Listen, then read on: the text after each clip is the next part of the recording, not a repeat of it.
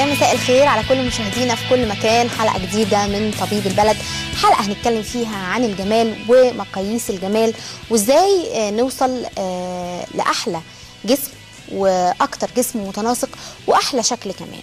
مفيش شك ابدا ان مع مرور الوقت جسمنا بيفقد كتير من شكله ومن جماله ومن لياقته، وكمان وشنا اكيد بيتاثر. كل سنه بتعدي علينا بتسيب خط او علامه في وشنا. الحقيقه كل ده بقى التغلب عليه سهل جدا جدا من خلال جراحات التجميل المختلفه. الحقيقه احنا بنلاحظ ان في ناس كتير جدا جدا بتتجه لجراحات التجميل لاخفاء آثار الزمن وآثار التعب وآثار علامات السنين دي كلها، وبتلجأ كمان لأن هي تعمل تناسق لجسمها، نتيجة بقى للولادات، نتيجة للانشغال، نتيجة لأن احنا بنهمل في نفسنا لفترات طويلة جدا جدا. لكن لازم يبقى في وقت نقف فيه مع نفسنا ونبص في المراية كده، خاصة السيدات اللي بتعمل في نفسها وتخلف مرة واثنين وثلاثة وبتقعد تكرس حياتها كلها لأولادها. ده شيء جميل جدا ان احنا طبعا نكرس حياتنا لأولادنا، لكن لازم نلتفت لنفسنا شوية، نقف نبص لنفسنا في المرايه نقول ايه هو الزمن عمل فيا ايه، السنين عملت فيا ايه. حتى لو احنا مش كبار في السن، حاجه جميله ان احنا نهتم بنفسنا، لانه طبعا الجمال ده بقى شيء مطلوب بشكل كبير جدا. الوجه الجميل شيء مطلوب، الجسم المتناسق شيء مطلوب. احنا في حلقتنا النهارده هنعرف جراحات التجميل قد ايه تطورت، سواء في مجال جراحات الوجه ومجال برضو تنسيق القوام وشفط الدهون. حلقه كلها هتكون عن الجمال. اي حد عنده حاجه مضايقاه في وشه او جسمه مش عاجبه يتابعنا في حلقتنا النهارده. هيكون عندنا فقره مهمه جدا، وهيكون عندنا اجوبه سحريه لكل التساؤلات اللي بتدور في اذهانكم. معايا ضيف عزيز عليا جدا جدا جدا، وهو طبعا من احد رواد صرح طبي كبير، وهو المركز الطبي الدولي. هنروح لفاصل ونرجع نشوف مين ضيفي اللي معايا النهارده بعد الفاصل.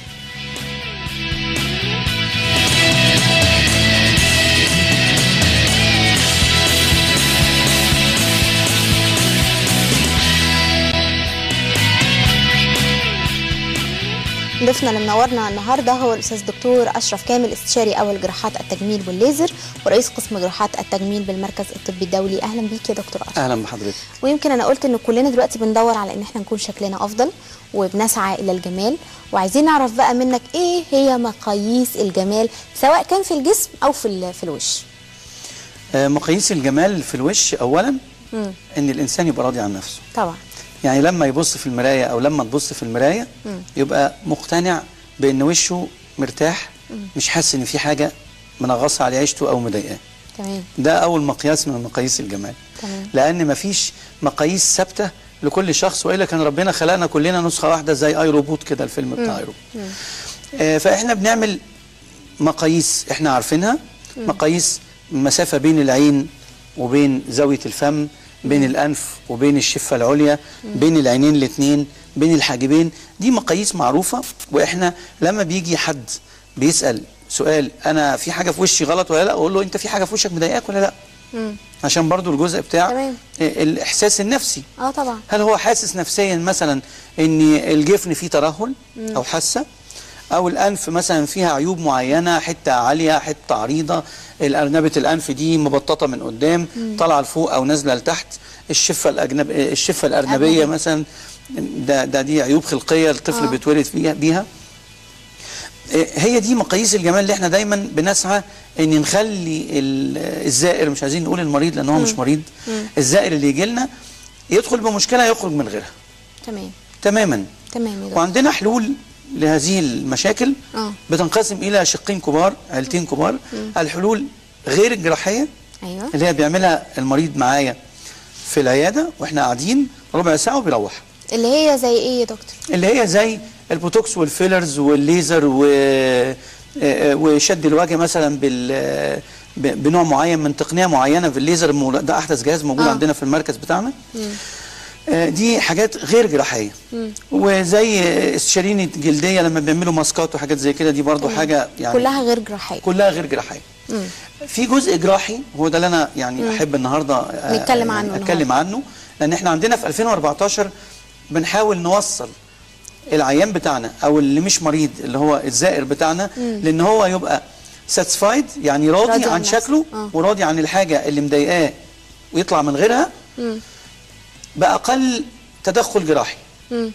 يعني في نص ساعه او في ربع ساعه ممكن يروح، المشكله انتهت. تمام. خلينا نمسك الوش بقى حاجه مثلا يا نمسك دكتور. الوش بالظبط. نبدا مثلا بتجاعيد الوجه، ودي اكتر حاجه بتقابل السيدات والرجال دلوقتي مع تقدم العمر. يعني تجاعيد الوجه في وشوش، خاصه الناس اللي بتخس كتير، يعني بتبقى اوزانها كتير وبتخس قوي، بيحصل ترهل فظيع في الجلد. تجاعيد الوجه بسبب زي ما حضرتك قلتي الناس اللي بيبقى ليها وزن معين وتخس وبعدين ترجع تتخن تاني وتخس، فالجلد بيحصل له ايه؟ يتمدد وينكمش يتمدد وينكمش. فالحكايه دي بتخلي الفايبرز بتاعه الكولاجين اللي هي المنطقه الوسطى في الجلد بتتكسر، فتبدا تظهر التجاعيد.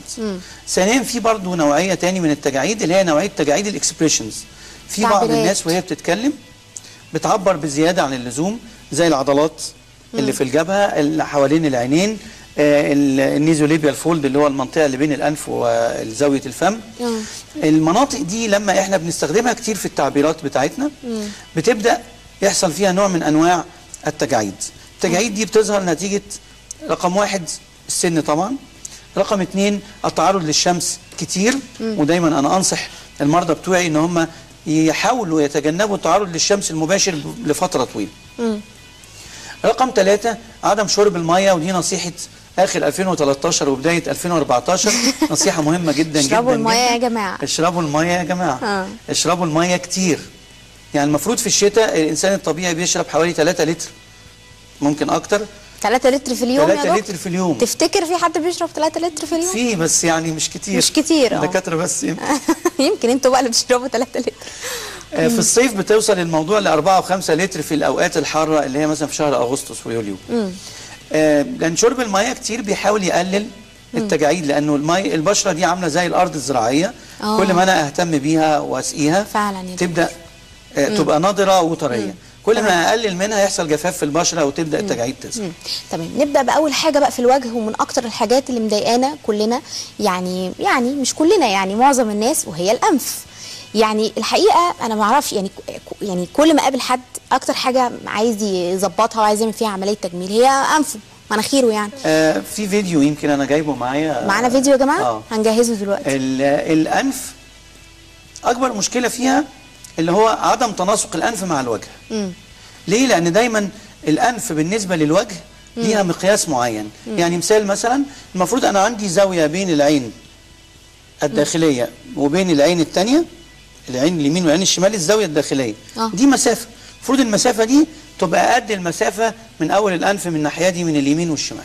يعني دي تبقى المسافه دي تبقى قد المسافه. محدش عنده كده. قليل اللي تلاقي عنده. كل واحد يجيب مسطره. لا ما بلاش يقيس المسافه بين زاويه العين الداخليه وزاويه العين الناحيه الثانيه، ويقيس المسافه بين اول الانف من الناحيه دي واول الانف من الناحيه دي من البيز من القاعده. اوكي. المفروض المسافه دي تبقى قد المسافه دي. تمام. لان دي التقسيمه اللي هي مقاييس الجمال اللي ساعتك قلتيها في اول الحلقه. تمام. اذا كانت المقاييس دي مختلفه، في واحد بتبقى مختلفه ومش مضايقاه. لا في ناس، على فكره في ناس مقتنعه بنفسها جدا جدا. احنا بنتكلم عن الناس اللي عندها مشكله نفسيه اللي هي مضايقاها طبعا. بالظبط كده. معنا فيديو على الهواء اهو يا دكتور. دي عمليه تصليح الانف بالجراحه. عمليه تصليح الانف بالجراحه دي مفيش اي جروح بتبان فيها من الخارج تماما، لان احنا بنعملها داخلها كلها من داخل الانف، باستثناء جرح صغير كده في المنطقه اللي بين فتحتي الانف. اوكي. العمليه دي عمليه في منتهى السهوله بالنسبه للجراح. دي بنصغرها؟ دي تظبيط المنطقه العليا هنا، اللي هي العظمه دي، والجزء العريض الصقر دي شويه في شافه الانف بالظبط كده. دي طبقه الجلد اللي بتتشال اهي، دي جلد. ده غضروف. لا احنا ما بنشيلش جلد خالص في الانف، ده غضروف. ربنا خالق جلد الانف انه يطبع على اللي وراه. اللي وراه حاجتين، يا عظم يا غضاريف. تمام. احنا بنتعامل مع العمليه من خلال الداخل. كل عمليات تصليح الانف من الداخل. مفيش اي حاجه بتبان من بره خالص غير جرح صغير بين فتحتي الانف، وده ما بيبانش لان احنا بنتعامل معاه بغرز تجميليه معينه ما بيبانش تماما. طيب هو احنا كده شلنا العظمه اللي هي بتبقى ايه، عامله زي مناخير الصقر. شلنا الغضروف اللي في النص اللي مخلي الانف عريض. تمام. اوكي.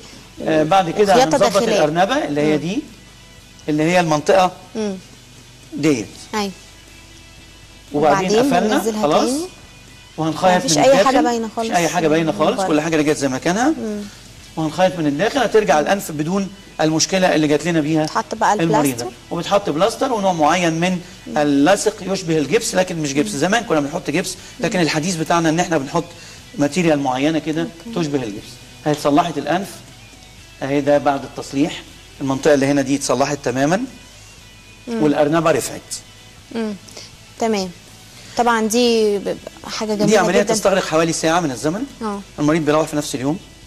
يعني ممكن يجي الساعه 9 الصبح يروح الساعه 3. زي ما قلت قبل كده زمان كان اسمها جراحات اليوم الواحد، النهارده اسمها جراحات ربع اليوم الواحد. ربع اليوم 6 ساعات. اليوم 24 ساعه، احنا بناخد منه 6 ساعات. يعني كان واحد رايح الشغل او واحده رايحه الشغل، جات لنا روحت مفيش اي مشكله غير ايه؟ البلاستر اللي ملزوق على وبتوصل للنتيجه اللي هي عاوزاها.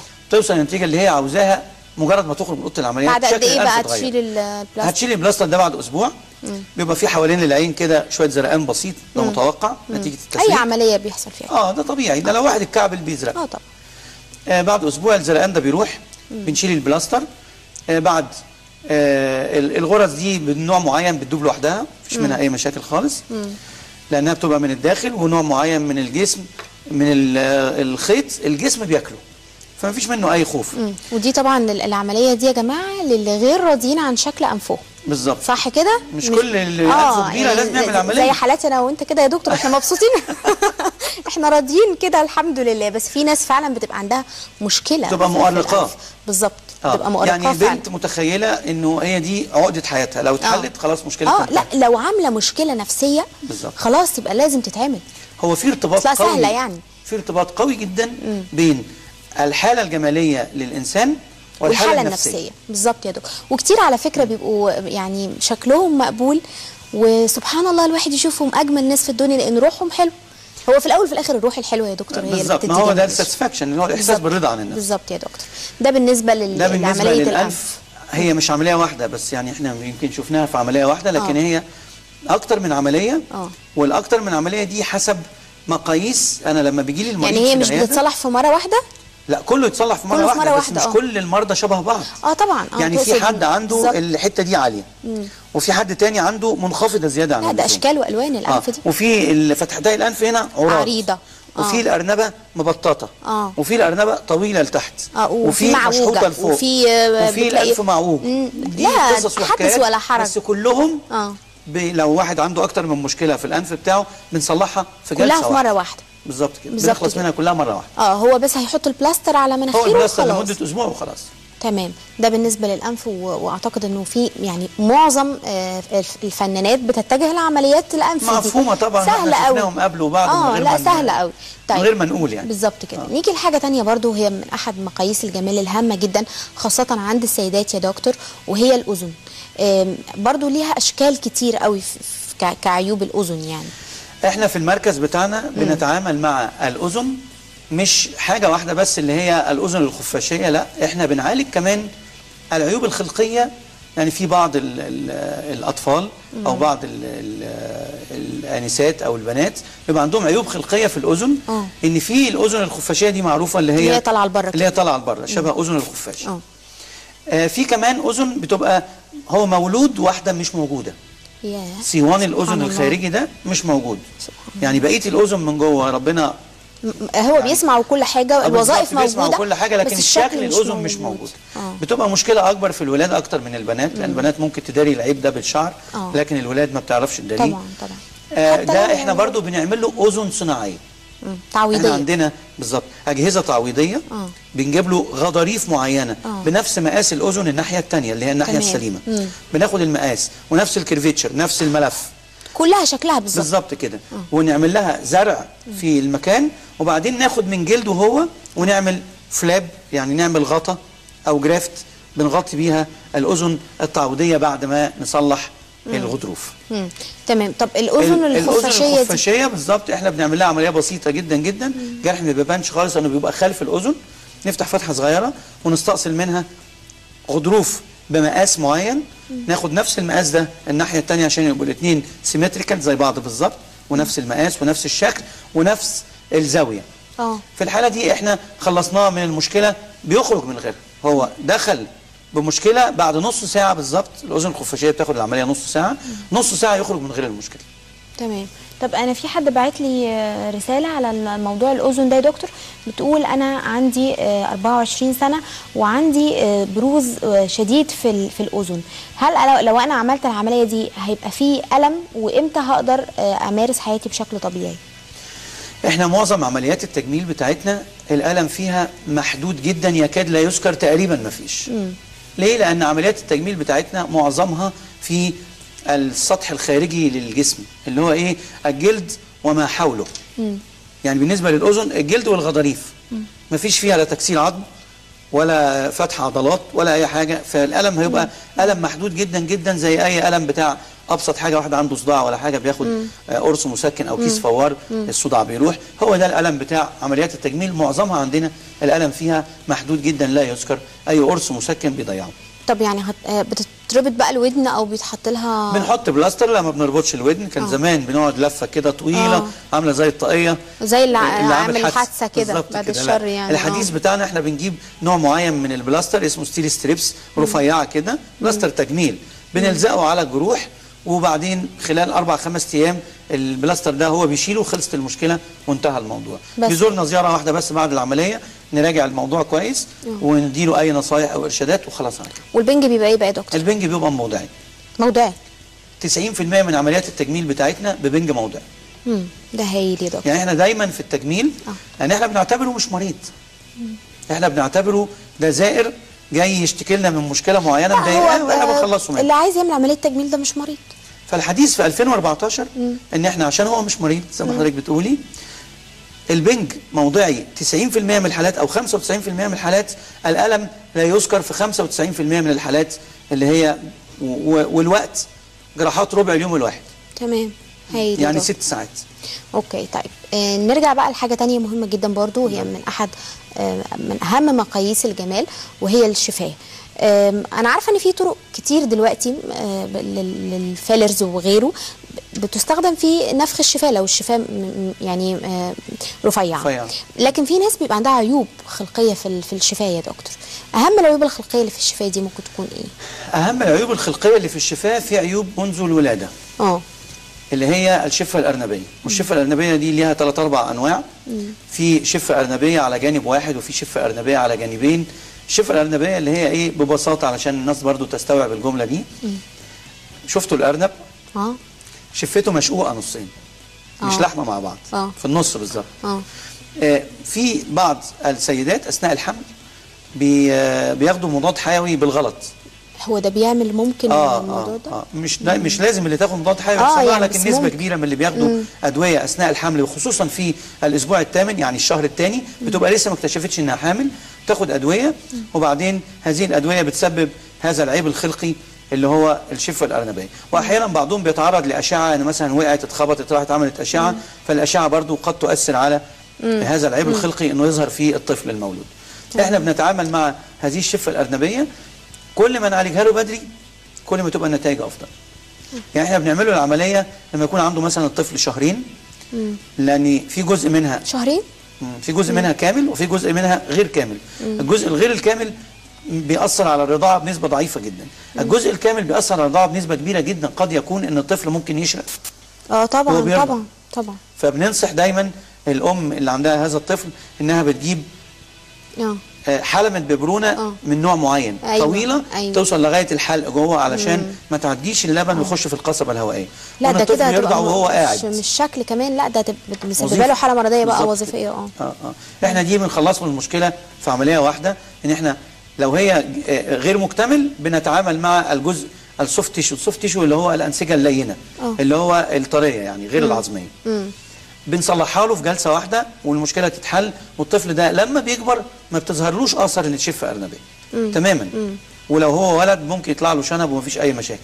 لو هي بنت ما بيبانش فيها اي اثار، لكن كل ما بنتاخر على العمليه كل ما الاثار بتبقى اكبر. طبعا يا دكتور. لو فيها جزء عظمي احنا بناخد هذا الجزء العظمي اللي هو سقف الحلق وبنصلحه بطريقه معينه. في جزء من العظام بناخده بنحاول نعمله رقعه عظميه او نقرب العظم لبعضه بطريقه معينه علشان نقفل سقف الحلق.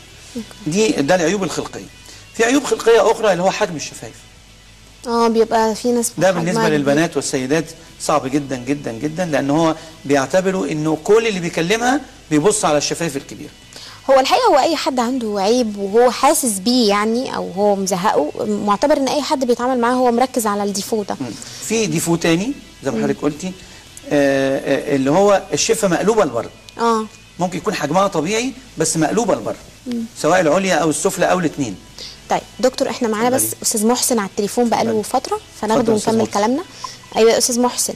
مساء الخير. مساء النور يا فندم. مساء الخير يا دكتور. مساء النور، اهلا يا استاذ محسن. كنت عايز استفسر عن الشفه السفليه. لو حبت اعمل لها عمليه رغم من سن 50 سنه وفي سكر، هل بيبقى ليها خطوره او بيبقى شكلها بعد ما تتعمل بيبقى شكلها الطبيعي، ولا ليها اعراض جانبيه ان الشكل برضه ما يبقاش زي ما هو؟ كنت عايز استفسر عنها بالذات. زي ما قلت لحضرتك في سكر والسن 50 سنه، اللي هي الشفه السفليه اللي من تحت. عندها سكر بس يا استاذ محسن ولا في امراض تانية؟ لا، سكر فقط. تاخد اسبوسيد او بلافيكس او اي ادويه من ادويه السيوله؟ لا، اي ادويه نهائي، بتتعامل بالاكل فقط، منظمه الاكل. فالسكر ما بيعلاش عن 180 اقصى حاجه ليه. طيب المشكله اللي في الشفه السفلى ايه يا استاذ محسن؟ انها مدلدله، مش مظبوطه. مدلدله، عنايه حاضر. نازله لتحت كده شويه. هجاوب على حضرتك. حاضر يا استاذ محسن. هجاوب على حضرتك. شكرا يا فندم. اتفضل يا فندم. اتفضل. سلمى. الو. خط قطع. طيب زي اللي احنا كنا بنتكلم فيه دلوقتي. انا هو كان يعني دقيقتين وانا كنت هقول نفس الجمله اللي هو سال فيها استاذ محسن. اولا الجزئيه بتاعه السكر ما فيش منها اي مشكله طول ما السكر متظبط، مفيش اي خوف. ثانيا الشفه المدلدله او الشفه اللي حجمها كبير او الشفه المقلوبه لبره، احنا بنتعامل معاها من خلال جروح من الداخل ما بتبانش تماما. جروح من الداخل. في ميزه هايله ربنا خلقها في الشفايف والانسجه المخاطيه، ان لما بناخد فيها اي عدد من الغرز بعد ما تخف ما بيبانش اي اثر لهذه الغرز. تمام. يعني بعد 3 شهور من العمليه مستحيل حد يكتشف حتى لو كان طبيب ان الشفه دي اتعمل فيها عمليه. لان بيحصل شفاء كامل في الاغشيه المخاطيه في الشفايف من الداخل. واحنا اتعلمنا بمهارات التجميليه بتاعتنا ان احنا نعمل كل جروح الشفايف من الداخل. مفيش اي جرح بيبان من بره. طب يبقى هو اكيد مش هيبان. مفيش مشكله خالص من المدام اللي هي بيكلمنا عليها الاستاذ محسن. تمام يا دكتور. بالنسبه للشفايف الكبيره احنا عندنا مقياس مهم جدا. هاتي مسطره. ايوه، احنا المسطره دي هنستخدمها كتير. وحطيها كده. يعني ما تحركيش الشفايف اللي بره ولا لجوه، خليهم طبيعي خالص. طيب. المفروض المسطره تمر من الانف بالدقن مرورا بالشفتين، تلمس الشفتين بالظبط. ده المقياس الطبيعي. اوكي، دي تجربه دي كلنا بقى نعملها. دي تجربه ظريفه وبسيطه. ممكن اي حد يعملها. لو احيانا بتبقى في شفه اكبر من الثانيه هتبان في المسطره، هتلاقي المسطره غرزت فيها جامد او يطلع المسطره دلوقتي ويحطها كده على بقه ويشوفها هتلمس المسطره ولا ويقيس الانف. لا بلاش نقيس موضوع القيس ده، احنا عايزين مسطرتين عشان نقيس. فدي مشكله الشفايف بتتحل في خلال عمليه بتستغرق نص ساعه. وتنتهي مشكله مريض بقاله 25 سنه او 20 سنه بيعاني وحاسس ان المشكله كبيره جدا وملهاش حل. المشكله حلها بسيط جدا جدا، بيدخل بيها ويطلع من غيرها وتنتهي المشكله في خلال اسبوع. الغرز اللي احنا بنعملها من نوع معين من الخيوط بيقع لوحدها، مفيش فيها اي خوف ومفيش فيها اي مشاكل. وبياكل طبيعي. عشان بيقول لي هياكل ازاي؟ لا بياكل طبيعي ويشرب طبيعي وكل حاجه طبيعي خالص. عادي عادي جدا يعيش يعني حياته خلاص. حتى لو العمليه من داخل بعد العمليه بساعه ممكن يشرب. زي اللي خلع ضرسه. ما هو اللي خلع ضرسه اصعب عشان بيبقى فيه وجع. احنا عندنا الوجع بيبقى محدود. تمام. طيب دكتور، احنا عندنا تقرير، يلا نروح نشوفه مع الساده المشاهدين ونرجع نكمل كلامنا مره ثانيه. اتفضلي.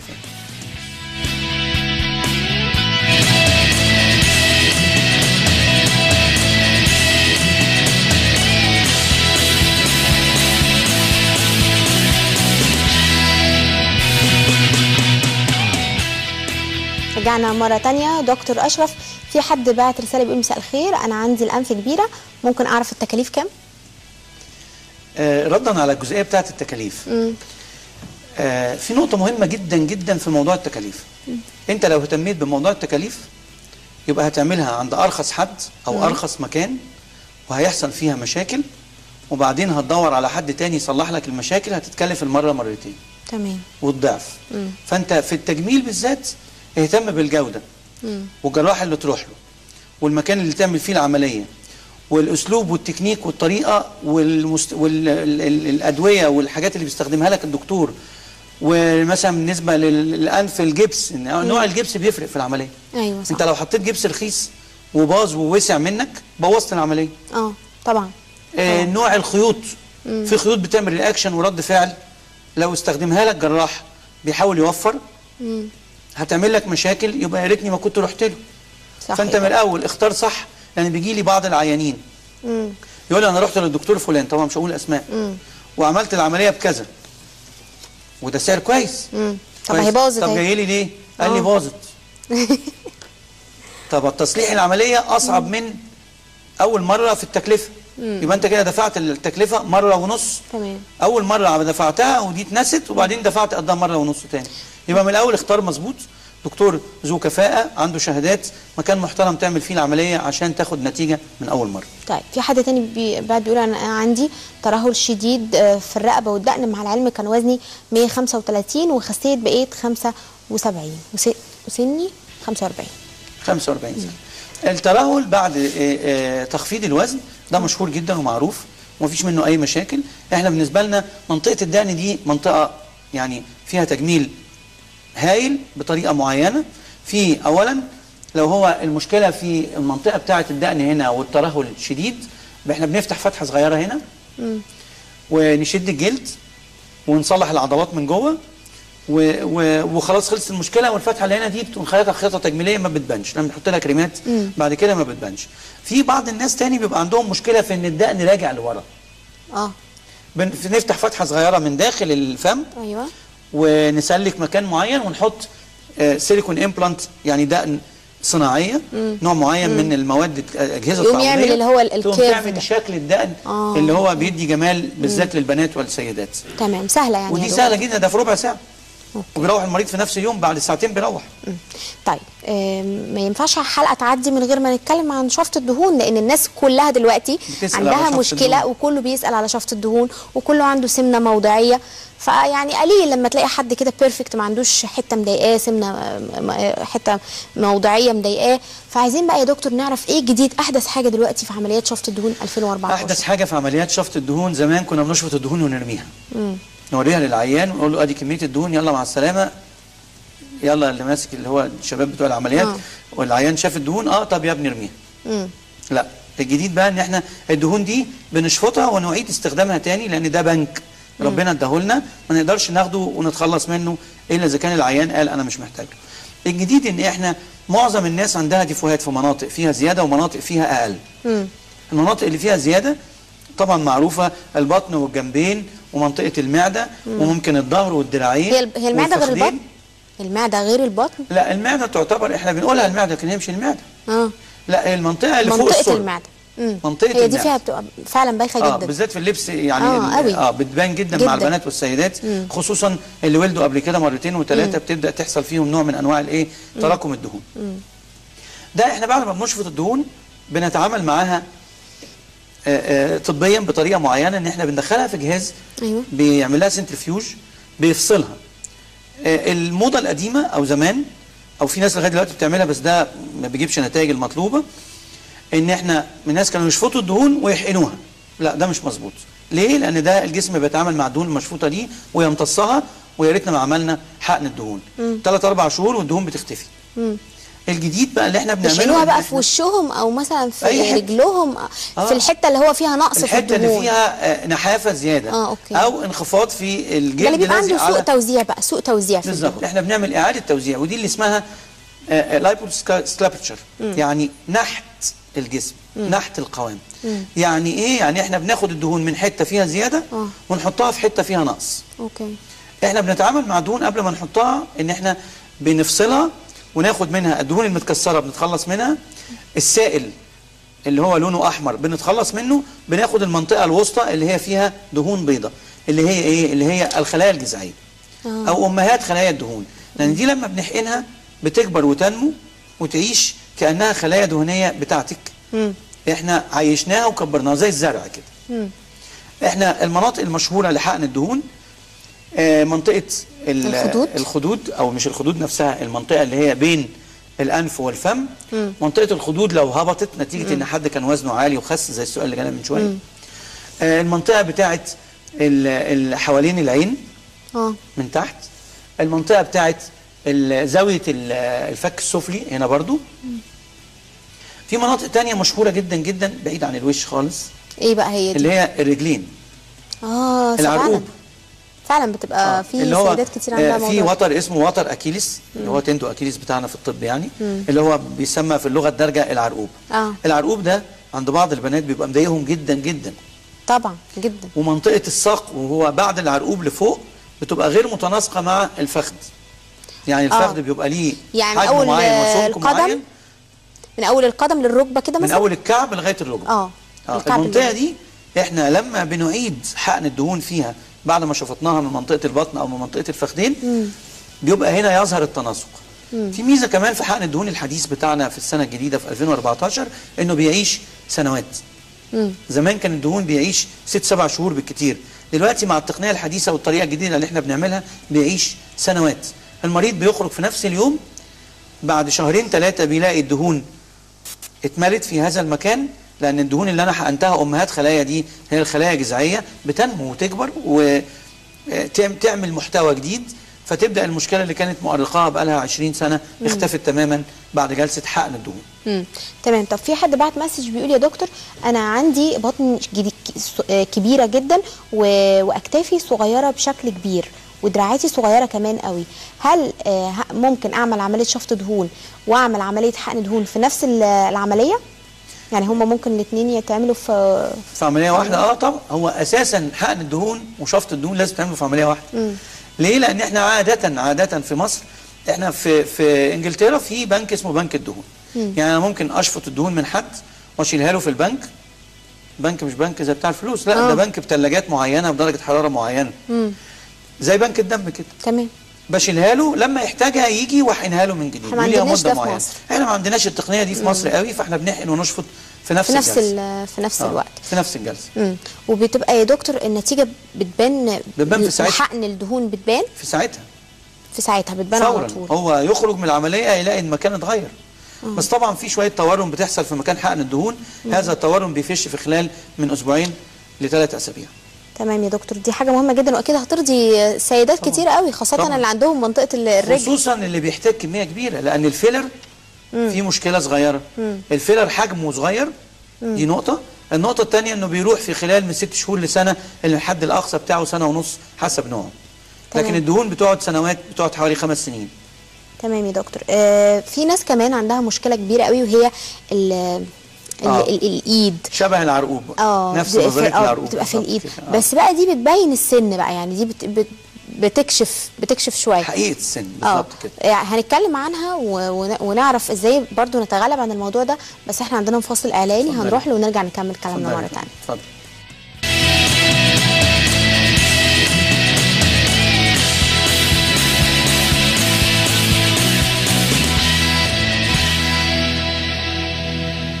رجعنا مرة تانية وطبيب البلد، وكنا يا دكتور قبل الفاصل الإعلاني بنتكلم في حاجة مهمة جدا وهي الإيدين، لأن الإيدين هي اللي بتبين السن. إزاي نتغلب على مشكلة العروق اللي بتطلع في الإيدين دي يا دكتور؟ أولا هي مشكلة العروق اللي بتطلع في الإيدين هي مش بتطلع، هي موجودة. بس لما الجسم بيقل والسن بيكبر والإيدين بتتعرض للشمس فترات طويلة بتبدأ كمية الدهون اللي في الإيدين تتأثر، فيبدأ الجلد سمكه يبقى رفيع جدا جدا فيظهر اللي تحتيه. اللي تحتيه العروق الخضراء اللي هي الأوردة والأوتار.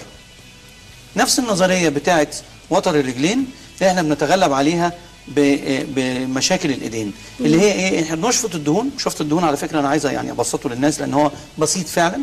شفط الدهون ده يعتبر اسهل عملية في عمليات التجميل. سهل جدا فعلا. وان يعني ما كناش بنعمله في اوضه العمليات ما كناش سميناه عمليه جراحيه. تمام. لان هو بيبقى عباره عن خرم صغير جدا جدا حوالي 4 مللي او 6 مللي، بندخل من خلاله بكانيولا رفيعه جدا، نكسر الدهون، نوصلها بجهاز، الجهاز ده يكسر الدهون، جهاز ليزر علشان الدهون تتكسر بسرعه جدا وما تاخدش اي نوع من انواع تاثير الزرقان والمشاكل اللي بتحصل بعد شفط الدهون ده الحديث. بعد ما نكسر الدهون نوصلها بجهاز تاني، نخش بكانيولا تاني نوصلها بجهاز تاني، ثم الجهاز التاني ده يشفط الدهون. عمليه في منتهى السهوله، في منتهى البساطه. ليه بنسميها عمليه؟ عشان بنعملها داخل غرفه العمليات. طب ليه بنعملها جوه اوضه العمليات؟ علشان مستوى التعقيم يبقى 100%. غير كده، غير حكايه التعقيم، احنا كنا عملناها في العيادات بتاعتنا. تمام. طيب في حد بعت مسج يا دكتور بتقول انا اريد عمل نحت جسم بالليزر، هل الليزر مفيد وهينحت لي الجسم تماما، علما باني نقصت 50 كيلو لكن على مراحل، يعني على سنوات طويله، وعندي تركز للشحوم بشكل كبير في منطقه الافخاذ وصغر بحجم الثدي. عندها كام سنه؟ مش كاتبه طبعا. لا ما كتبتش. طيب احنا هنرد على قد المعلومات اللي وردت في الرساله. الجزئيه بتاعت شفط الدهون دي بالنسبه لها هايل، مهم جدا، بس احنا يهمنا قبل ما نقول لها شفط الدهون مثالي بالنسبه لك، اولا لازم نعرف عندها كام سنه، لازم نعرف الجلد فيه ترهل ولا لا، لان لو جلد فيه ترهل هنحتاج شد مع الشفط، لو ما فيهوش ترهل هنحتاج شفط بس، وبعد ما تعمل الشفط تلبس الكرسي، والكرسي بيقعد حوالي من 3 ل 6 اسابيع، وبعد كده الجسم بياخد ريشيبنج لوحده، يعني الجلد بياخد شكل جديد من اشكال بعد شفط الدهون بيطبع في المكان الجديد، يعني بياخد قالب جديد. ده لو هي سنها صغير. لو سنها كبير والجلد فيه ترهل هنحتاج نعمل معاه شد ترهلات مع شفط الدهون، ودي عمليه تستغرق حوالي من 2 ل3 ساعات في الفخذين. تمام يا دكتور. وما بتبانش خالص. احنا دايما نختار الجروح في اماكن مستخبيه اللي هي ثنايات الجسم، مع بين الفخذ وبين البطن في تانية كده، في التانية دي احنا بناخد الجروح بتاعتنا. تمام. ده بالنسبه لها. لو هي الجلد بتاعها صحته كويسه، حتى لو كان عندها 40 سنه بنشفط بس، وكرسي ومع تمرينات رياضيه بيعالج بقيه المشكله، لان هي ما قالتلناش السن. طيب في حد بعد بيقول بنتي لديها عيب خلقي وهو احد ثدييها اكبر من الاخر، وواضح بعد ولادتها كبر ثدي والاخر كذلك، وفي فرق بينهم، تنصحها بايه يا دكتور، مع العلم ان الثدي الاكبر اصبح مترهلا والاخر حجمه طبيعي؟ دي مشكله بيعاني منها بعض السيدات، ان في ثدي اكبر من الثاني، لكن هي النسبه الطبيعيه في حدود 10%. لان 10% بتبقى غير ملحوظه. لكن اكتر من 10% بتحتاج يا اما الثدي الكبير نصغره ونعالج فيه الترهل زي ما هو باعت في الرساله فيماثل الثدي الاخر، يا اما بنحط امبلانت لو هو حجمه صغير، الاثنين حجمهم صغير، بنحط واحد في مقاس والتاني بمقاس غيره، بما يتناسق في الاخر الاثنين يبقى نفس الحجم. تمام. ودي عمليه تستغرق حوالي ساعه ونص ليس اكثر، والمريضه بتروح في نفس اليوم، بس بتلبس كرسي بعد العمليه يشبه البرا كده، بتقعد بيه حوالي 3 اسابيع. تمام يا دكتور. في حد بعد برضه بيسالك بيقول لك ايه يا دكتور رايك في الكريمات والمنتجات اللي بتتعرض على الشاشات، هل هي مفيده لإذابة الدهون ولا لا؟ يعني عايز اقول له ايه بقى يا دكتور؟ ان مفيش كريمات بتداوي الدهون. ده مش كريمات بس، ده كرسيهات وبدل وحاجات بتداوي الدهون، بس مش عايز حد يزعل مني. لا ما هو ده مش علم خالص. يا اجهزه يا عمليات الشفط بتاعتنا. تمام. والميزو ثيرابي. تمام. هم دول الثلاث حاجات اللي بيجيبوا نتائج فعليه، الباقي الله اعلم. لا ما هو في حاجه، هو مش سحر يعني الكريمه يتحط على يعني واضح يعني ان هو مش هيجيب نتيجه. تمام. واضح انه مش هيجيب نتيجه. تمام يا دكتور. دكتور للاسف احنا حلقتنا خلصت، كان لسه عندنا اسئله كتير ان شاء الله نستكملها في حلقه قادمه. بشكرك على تشريفك لينا استاذ دكتور اشرف كامل، استشاري اول جراحات التجميل والليزر ورئيس قسم جراحات التجميل بالمركز الطبي الدولي. احنا خلصت حلقتنا. اهم حاجه زي ما احنا قلنا في حلقتنا دي ان احنا نكون راضيين عن نفسنا، والله لو شكلنا ايه، لو انت راضي عن نفسك او انت راضيه عن نفسك هتحسي وتحسسي كل اللي حواليكي ان انت او انت اجمل واحده في الدنيا. احنا حلقتنا خلصت، دايما بنقابلكم كل يوم الساعه 3، والاعاده بتبقى على صدى البلد بلس 2 الساعه 5، والاعاده بالليل الثانيه بتاعتنا بتكون الساعه 2 بالليل. على وعد بلقاء جديد وحلقه جديده، هتوحشوني جدا لحد ما اقابلكم مره ثانيه. اشوفكم على الف خير، سلام عليكم.